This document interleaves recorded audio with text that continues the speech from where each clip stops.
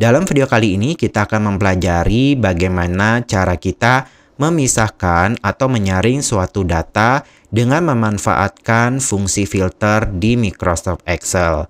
Sebagai informasi awal, untuk fungsi filter ini sendiri mulai bisa digunakan di Microsoft Excel versi 365 ke atas.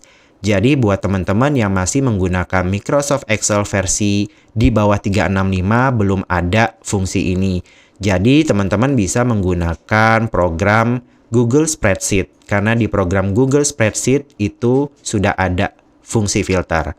Oke, langsung aja kita praktekkan di sini. Misalkan di sini saya sudah punya satu tabel sederhana yang terdiri dari dua buah kolom, yaitu kolom nama dan kolom domisili. Dari tabel ini, saya ingin pisahkan data-datanya di kolom yang sebelah kanan. Di sini saya sudah buat headernya berdasarkan domisili. Nah, pada tiap-tiap domisili, saya akan tampilkan nama-namanya berdasarkan data yang berada di tabel sebelah kiri ini.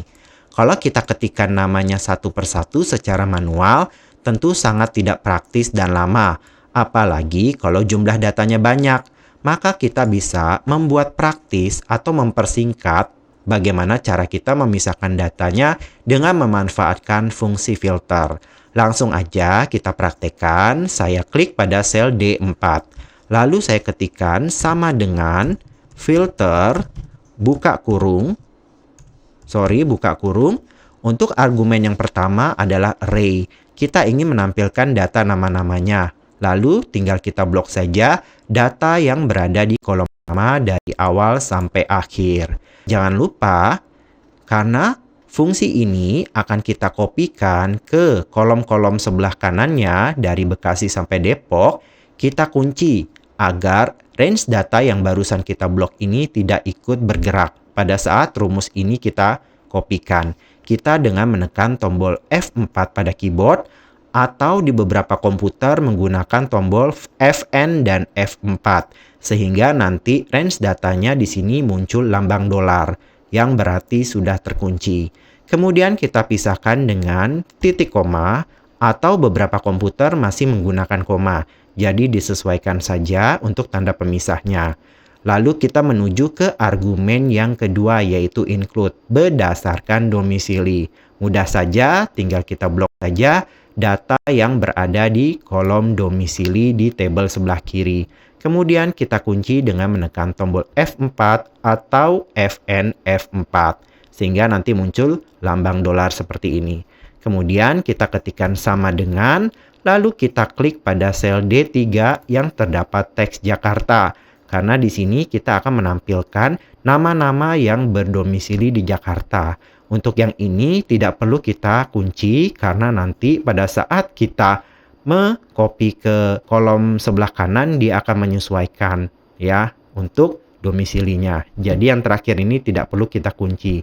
Nah, untuk argumen yang ketiga atau yang terakhir yang if empty ini bersifat opsional. Jadi tidak perlu atau tidak wajib kita isi. Kita tutup saja dengan tanda kurung lalu kita ketikkan enter. Maka kita sudah mendapatkan nama-namanya berdasarkan domisilinya yang ada di tabel sebelah kiri.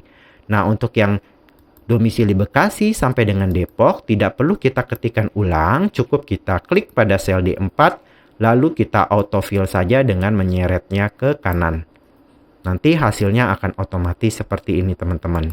Untuk hasil dari fungsi filter ini sendiri bersifat dinamis. Yang dimaksud dengan bersifat dinamis, apabila ada perubahan data pada tabel sumbernya, maka otomatis hasil yang di sini juga akan ikut berubah.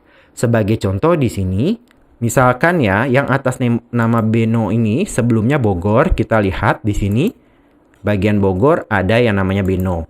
Misalkan domisilinya saya ubah menjadi Bekasi. Sebelumnya kita cek pada bagian Bekasi tidak ada yang bernama Beno. Sekarang saya ubah ya. Di tabel ini dari Bogor ke Bekasi. Kemudian saya enter, maka otomatis yang di Bogor nama Benonya hilang dan akan ditambahkan ke area Bekasi di sini. Jadi datanya akan terupdate atau berubah secara otomatis apabila kita melakukan perubahan data di tabel sumbernya.